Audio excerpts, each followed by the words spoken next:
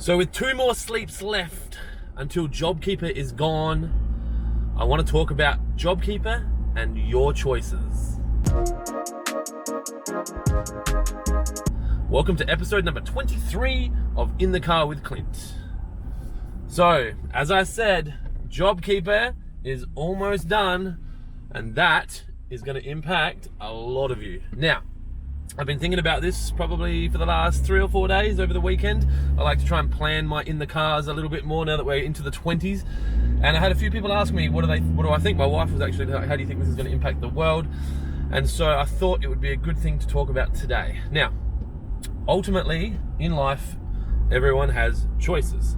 And as an employer, an employee, a business owner, a customer, you have choices. So if you're an employee, your main focus, I believe, right now is to choose a strong leader, because there is a lot of money in the market, and the money, or the tap that money is flowing through has just been turned off, or the final turn of that tap has just been turned, and there's going to be business owners that have been operating purely with the support of the government.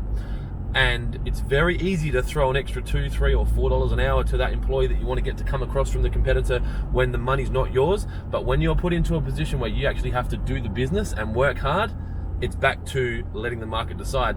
And I really, really, really believe that people that have chosen a leader that does not handle wartime leading is really going to struggle to maintain that pay rise.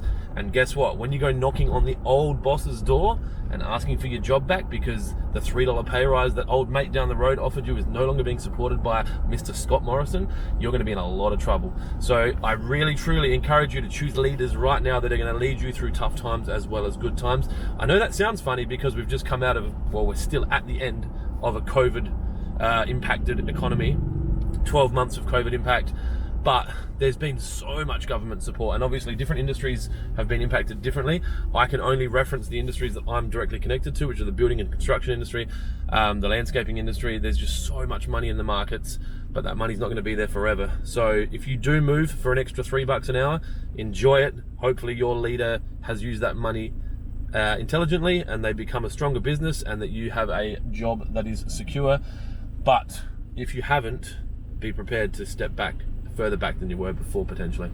Now, if you are a business owner and you are dealing with people that have been supported by business owners, you need to be choosing good companies, because a lot of people that we deal with, we have 30-day trading accounts and we are extending credit to them. Now, right now, like I said, plenty of money in the system, no stress about paying their bills, but as soon as Scotty Morrison's last turn of the tap is turned, who's paying for these bills? I saw a news, we had the news on, I think, Saturday or Sunday, and I caught this lady talking about how she can't continue to keep her cafe open now because Jobkeeper's finished. Now, that's horrible and it's shit, but the reality is, if you can't operate that business without Jobkeeper, then when does that turn back on? Like, I mean, I know plenty of cafes that are doing the opposite, and they've moved with the times, and they're doing Uber Eats, and they've made more money. So I think that this is a generalization, and obviously it's going to upset some people, but if you're struggling to lead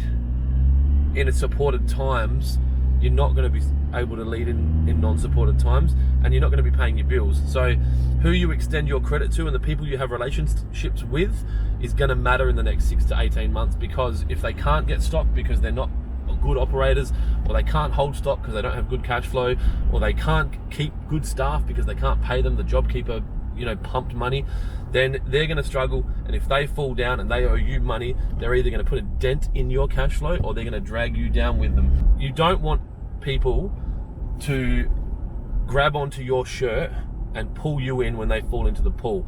And the only way to avoid that is choose people, smart people, good quality people, people that can run businesses, people with background, people with pedigree, people that have experience, people that you've known can operate.